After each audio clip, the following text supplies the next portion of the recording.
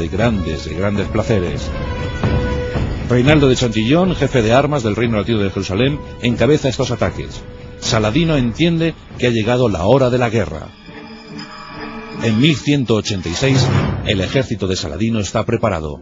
Diferentes tribus, diferentes clientes, diferentes hordas se van agrupando en torno al Cairo para preparar la invasión de Jerusalén. En 1187 cuenta con 45.000 efectivos. Mayo de 1187 se inicia la primera incursión en el Reino Latino de Jerusalén. Estalla la guerra. En principio, los cristianos de Jerusalén cuentan con un ejército muchísimo menor, la mitad en efectivos que el propio Saladino, que el que tiene el propio Saladino. El rey Balduino cuenta con 23.000 hombres, pero entre ellos está la flor y nata de la cristiandad. Ahí están las grandes órdenes, ahí están los templarios, los hospitalarios, caballeros cristianos de cualquier parte del ámbito europeo que han iniciado esa particular colonización, porque no olvidemos que desde la época del Imperio Romano, Europa jamás había iniciado una campaña de conquista y colonización. Lo de Tierra Santa, las cruzadas en Tierra Santa, era la primera iniciativa europea en ese sentido. Los cristianos están dispuestos a resistir. Nos acercamos al verano de 1187. Saladino ha realizado una serie de conquistas que hacen temer por Jerusalén. Han caído más de 12 ciudades. Castillos hasta entonces que se pensaban inexpugnables han caído víctimas de las flechas, de las catapultas, del modo de guerrear de las tropas de Saladino. 4 de julio de 1187. Cerca del lago Tiberíades, en lo que unos llamaron los cuernos de Jatim, otros lo llamarían las fosas de Jatim. El ejército cruzado se encuentra frente al ejército de Saladino. Saladino dispone a sus hombres una delgada línea defensiva.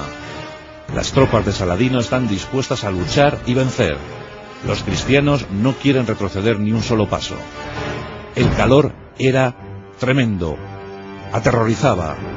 Las armaduras de los cristianos se convertían en auténticos hornos. Los cruzados estaban deseando atacar, estaban inmovilizados en el desierto.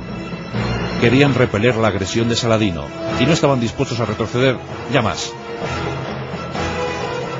Contaban con una gran baza, su caballería pesada. Una caballería pesada que se antojaba invencible. Se presumía que el ataque, que el ímpetu de esos caballeros, de esas caballerías pesadas, pues destrozarían las vanguardias de Saladino y le harían huir, le harían poner pies en polvorosa. El 4 de julio, los caballeros templarios, los caballeros hospitalarios, no esperan más y lanzan un furioso ataque contra las tropas de Saladino. Las llanuras de Jatim, las llanuras de la gran derrota, de la gran humillación. Ahí les tenemos avanzando hacia el ejército de Saladino. Los lanceros, los arqueros de Saladino aguantan pacientemente.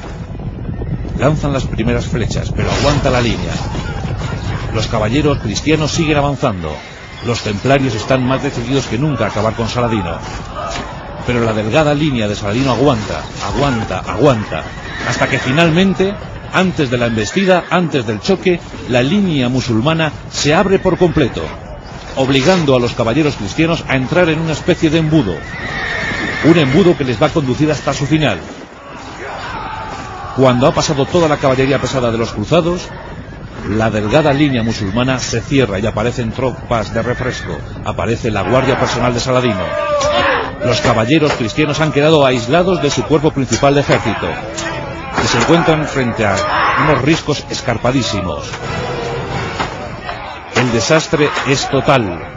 Los caballeros cristianos, muy mermados por el calor, por la fatiga del día, luchan con denuedo, luchan con ardor, pero finalmente son reducidos. La batalla es brutal, atroz y tremendamente complicada y exigente para los cristianos. A pesar de sus esfuerzos, son reducidos y la mayor parte de ellos se ve obligada, la mayor parte de esa tropa cristiana se ve obligada a la rendición. Saladino lanza un ataque general, un ataque total sobre los restos del ejército cristiano. La victoria es aplastante.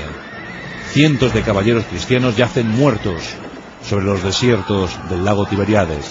La batalla de Hattin se ha resuelto, ha cambiado la historia del mundo. Una de las batallas más decisivas.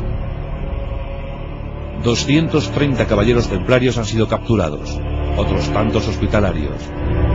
Saladino no tiene piedad con los mercenarios turcos que les acompañaban, pero también degüella, pasa a cuchillo, decapita a los 230 caballeros templarios y hospitalarios. Es una tragedia, es una humillación.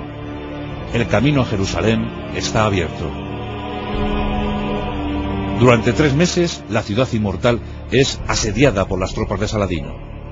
Y finalmente, a primeros de octubre del año 1187, el ejército musulmán, el ejército orgulloso de Saladino, entra en la ciudad de Jerusalén. La ciudad se ha rendido, ha capitulado. Ya os digo que